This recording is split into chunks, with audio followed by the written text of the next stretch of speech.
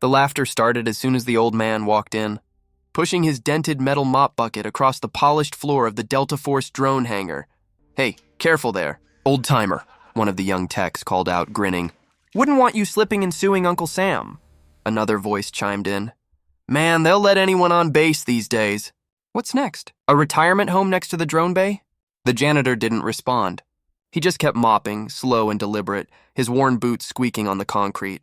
His name tag read E. Marshall. His gray hair was cropped short. His face lined but calm. He moved with quiet precision, too precise for a man they thought was just maintenance staff. But no one noticed, not the crew mocking him, not the officers passing by, and certainly not the young engineers tinkering with the brand new drone model, the RQ-29 Phantom, designed for deep reconnaissance behind enemy lines. "Hey, Marshall," one of the mechanics sneered, tossing an empty coffee cup into the bucket. "You missed a spot. Might want to clean up faster. We've got classified tech here." The old man looked up, his eyes sharp but unreadable. "Clean floors keep your fancy drones from collecting dust," he said quietly. The tech rolled his eyes. "Yeah, sure. Whatever you say, old man." None of them noticed the faint tattoo on Marshall's forearm, faded but unmistakable to anyone who knew. A winged dagger surrounded by a ring of 13 stars. The Delta Force drone hangar wasn't just any facility. It was where the Army tested classified unmanned systems, stealth drones capable of jamming radar, identifying targets, and even executing deep strike missions. The team inside was under pressure. The new system was failing every calibration test. "Target lock's drifting again," shouted Lieutenant Harris, frustrated. "That's the 4th time today." From the far corner, Marshall glanced over his shoulder, just once, and kept mopping. But when the test drone's targeting system suddenly failed completely, alarms echoed through the hangar. "Power surge," yelled a technician. "We've lost the guidance feed." "Shut it down now," Harris barked.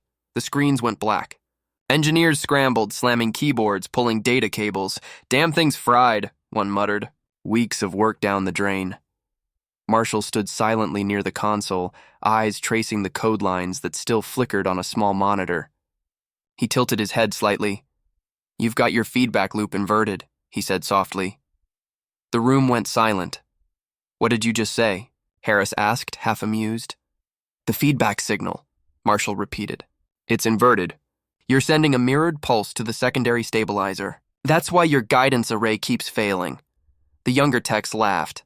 "Oh sure," one said. "The janitor knows more about drone programming than the design team."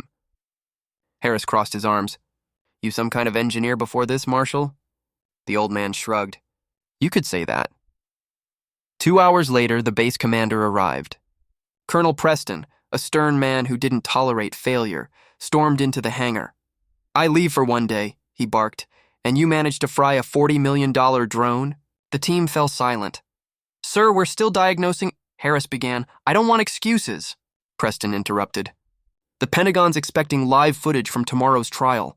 If we don't have this system operational, we'll all be reassigned."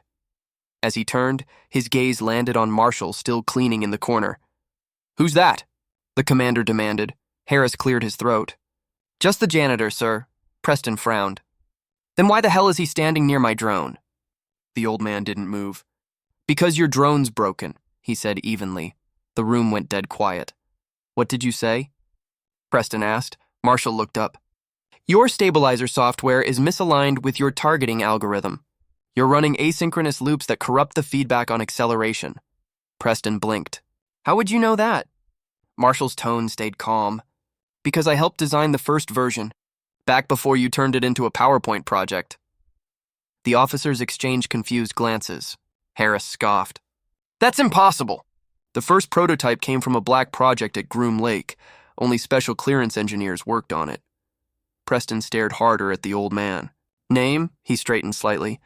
"Elias Marshall." The commander froze. The name hit him like a hammer. "Elias.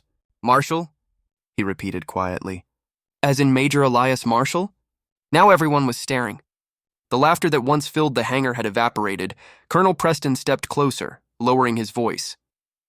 "You disappeared after Operation Silent Echo. They said you didn't make it." Marshall's eyes softened. "That was the idea."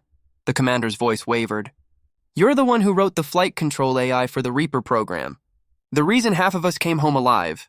The younger soldiers suddenly looked pale. Harris stammered, "You mean this guy, the janitor?" Preston turned sharply. "Show some respect, Lieutenant." Marshall gave a faint smile. "No need, Colonel. I like quiet work now." But Preston wasn't done. "Major, if you're still capable, we need you. The Phantom's guidance is dead, and we've got brass coming to watch a live demo in the morning. If this fails, the entire program's scrapped." Marshall hesitated, looking at the screens, then at the mop still in his hand. "I'm not cleared for active duty," he said. "I'll clear it myself," Preston replied. The room waited in silence. Finally, Marshall sighed. "All right, move over." He sat before the console, fingers moving across the keyboard with quiet speed. Every code string, every system check, flawless. The younger engineers watched, speechless. He didn't need notes. Didn't need manuals. He built this language. Within minutes, the drone's sensors blinked to life. The guidance algorithm stabilized. Telemetry. "Stable!" Harris exclaimed. "Target lock fixed." "How the hell?" Marshall didn't answer. He stood and gestured to the window. "Let's fly it." Outside, the RQ-29 lifted gently off the ground, engines humming steady.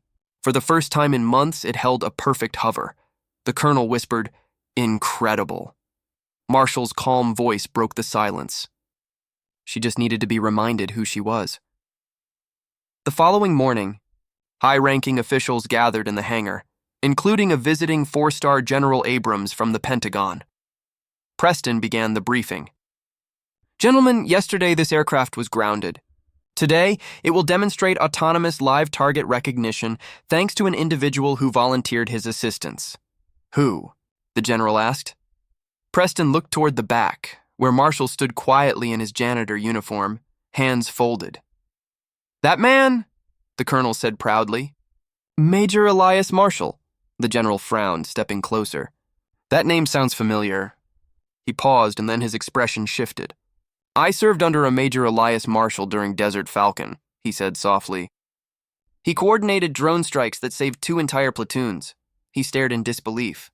"They told me you were dead." Marshall gave a faint smile. "They told me that too."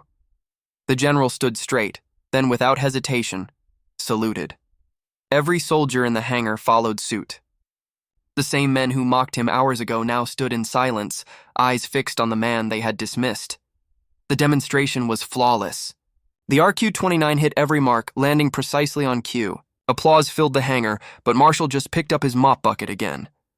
"Sir," Preston said, "you're not really going back to that?" Marshall smiled. "Some things don't change, Colonel. I prefer quiet work." He started pushing the mop toward the hangar doors. The general called out behind him, "Major, we could use you back in active command." Marshall turned slightly, his voice low. "I already served my time. Let the next ones learn how to listen before they laugh." And with that, he walked out of the hangar, leaving behind only the faint sound of the mop wheels echoing against the polished floor, and a room full of men who would never mock another veteran again.